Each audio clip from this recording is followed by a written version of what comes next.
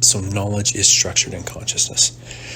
That's the basic summary of those two documents I just sent you from Maharishi. Knowledge based in consciousness means that the true knowledge, the truth, that knowledge of the universe, that knowledge of everything that we can come up in our head, but all that knowledge past the mind, past the dualistic mind, past the never fulfilled mind, that true knowledge, that knowledge that we're seeking by transcending the mind, by transcending the body, that knowledge is structured in consciousness. Which means as you raise consciousness, you have access to more information, because that information is the infinite. Now, the only tool you've ever had is a finite mind. And the knowledge we have learned through college, through family, through friends, through religions, through whatever, is very, very finite. We have taken this infinite universe, infinite possibilities, and we are cramming it through a pinhole. And that pinhole is our likes, our dislikes, our wants, our needs, our expectations, our beliefs, our thoughts, our constructs, our ideas, all of that. We are very, very limited in our knowledge. We are very finite with our knowledge because we are finite. We are all going to pass. Our mind is finite. As we raise consciousness, we take that pinhole and we start to widen it. We start to widen that pinhole.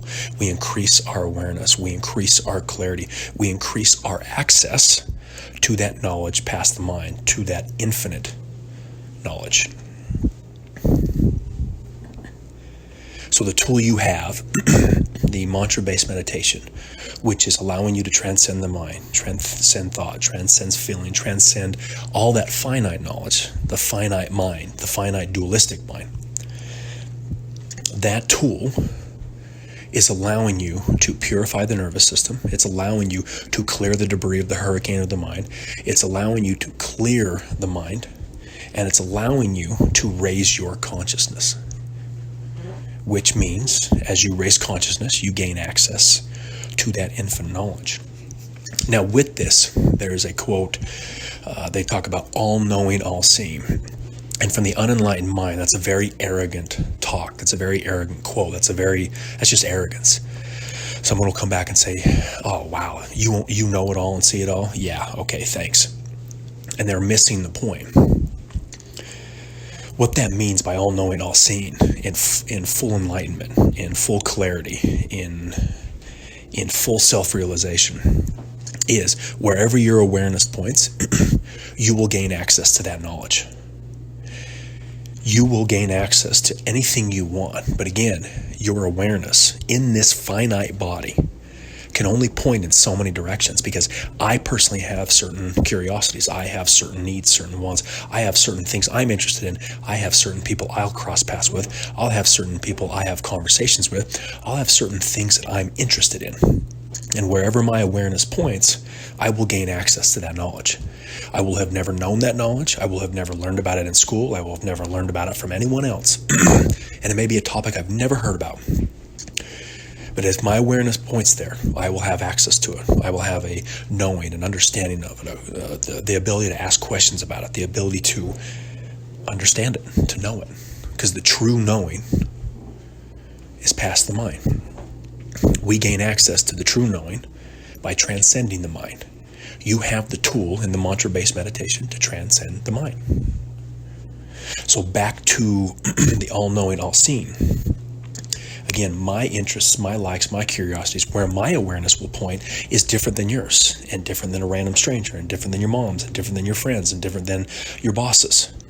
So the all-knowing, all-seeing is wherever we point our awareness, we will have access to that information, that infinite information. But we only have so many years on this planet, and we only have so many things we're curious about. We have only so many things that we are interested about, or will cross paths with, or want to know about, or have conversations with, or a piece of information or knowledge that is brought up to us we've never been heard. So the all-knowing, all-seeing doesn't mean we have access. Well, it means we have access to it all, but it has to be and awareness. We have to have to point to it, to want to know it, to think about it, to have a curiosity about it, right? So all-knowing, all-seeing is wherever your awareness points, you will have access to that knowledge. And that knowledge, that true knowledge, is past the mind. How do you get past the mind? You transcend it. How do you transcend? The mantra-based meditation. So knowledge is structured in consciousness. You want access to the infinite knowledge, not the finite knowledge that you know now? Continue to meditate, continue to transcend, continue to ask questions. And you will know stuff you thought you never knew, and you will know stuff you've never heard of, and you will have access to so much more information, so much more knowledge for your family, for business, for whatever it is you choose to do in this world. Knowledge is structured in consciousness.